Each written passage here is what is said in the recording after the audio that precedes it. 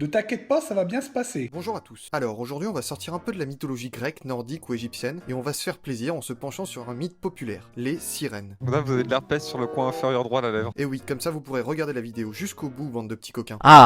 Ah ouais. Parce que ceux qui arrêtent la vidéo à la moitié, je vous vois. Hein. Faites attention, faites très attention, hein. Bon, d'habitude, la sirène est représentée avec le buste d'une femme et la queue d'un poisson. Elle est généralement très belle, mais il y a plusieurs versions de l'histoire des sirènes. La version de la femme poisson, d'origine nordique, est la plus diffusée. Mais il y a aussi une version d'origine grecque. Et même chez les peuples de la Mésopotamie, on pouvait trouver des descriptions de créatures avec ces caractéristiques. Petite différence tout de même dans la version grecque, la sirène est moitié femme, moitié oiseau. Un sacré piaf quand même, hein. Pour moi, c'est un piaf comme un autre, hein. Par contre, toutes les légendes ont un point en commun, la sirène est décrite comme un être qui vit dans la mer ou près de la mer. En plus, la sirène est dans presque toutes les versions un être qui attire les marins et les tue. Grâce à son aspect de femme plutôt jolie, ou à son chant irrésistible, elle est capable de séduire les marins. Mais attention, le destin des marins séduits change selon la version. Dans certaines versions, les victimes vivront chez les sirènes, ce qui est pas si mal, hein. Perso, je suis pas contre vivre là-dedans. Et dans d'autres versions, bien plus sombres, les sirènes dévorent les marins. Alors on va étudier tout ça.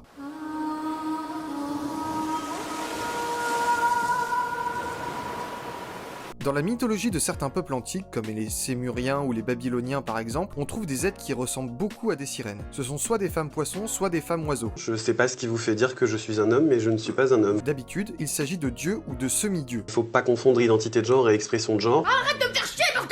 Et oui, parce que chez ces peuples, les dieux avaient souvent des caractéristiques d'animaux, comme chez les Égyptiens. On trouve des représentations de dieux avec tête ou d'autres parties d'animaux, ou de dieux qui peuvent se transformer en animal. Par exemple, le dieu babylonien de la mer a l'aspect d'un triton, c'est un homme avec une queue de poisson, le mâle de la sirène.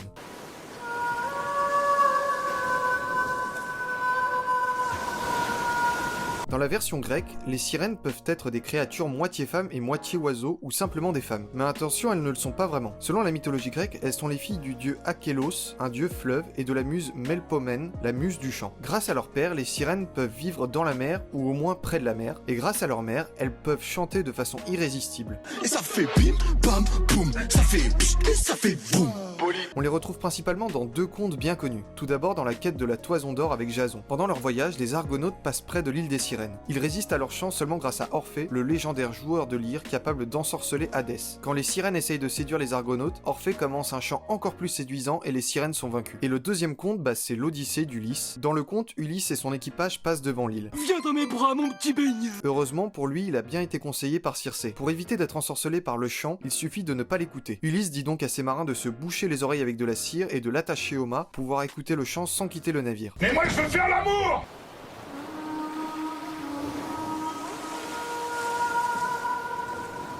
Quand on parle de la version nordique, on utilise le terme mermaid. En effet, ce mot est composé de mir, mer, et de maid, jeune femme. Mermaid signifie donc femme de la mer. Et oui, j'ai un vrai accent anglais. Win, the yes, needs a no to win. Elle est montrée avec un buste de femme et une queue de poisson. Comme dans la version grecque, elle peut séduire les marins. Mais dans la version nordique, la sirène ne séduit pas les marins pour les tuer. En effet, les contes parlent de marins qui restent chez les sirènes pour vivre avec elles. En tout cas, le marin qui accepte de rester avec la sirène ne reviendra jamais chez lui. En se laissant séduire, l'homme abandonne sa maison, sa famille et tout le reste. D'autres contes parlent d'un amour impossible né entre l'homme et la sirène qui cause le malheur des deux. L'homme ne pourra jamais vivre dans la mer et la sirène ne pourra pas vivre sur la terre. Ça vous rappelle pas quelque chose ?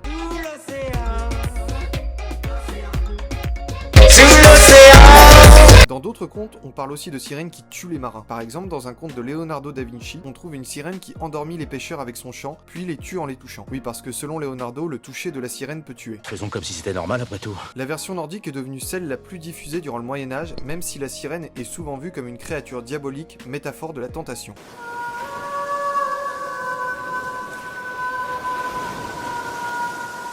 Alors dans les œuvres actuelles, on en voit pas mal de sirènes, il y en a un paquet. La plus connue reste bien sûr La Petite Sirène, sortie en 1990 et inspirée du roman d'Andersen. On peut également voir la créature dans Pirates des Caraïbes, Harry Potter et la Coupe de Feu, Peter Pan, Aquaman, Une Sirène à Paris ou encore Barbie Mermédia. Bah ouais, ça reste de la culture générale, je vois pas où est le problème, et je vous passerai tous les livres et séries et autres œuvres dans lesquelles on voit une sirène, sinon on y est encore demain. En revanche, au-delà de la culture, la sirène fait beaucoup parler d'elle ces dernières années. En effet, la liste des témoignages de l'existence des sirènes est très longue. On parle de personnes qui auraient vu des sirènes, les auraient prises en vidéo ou découvert des cadavres. Je veux dire, regardez les compilations sur YouTube, il y en a tellement. Ça ne s'arrête jamais.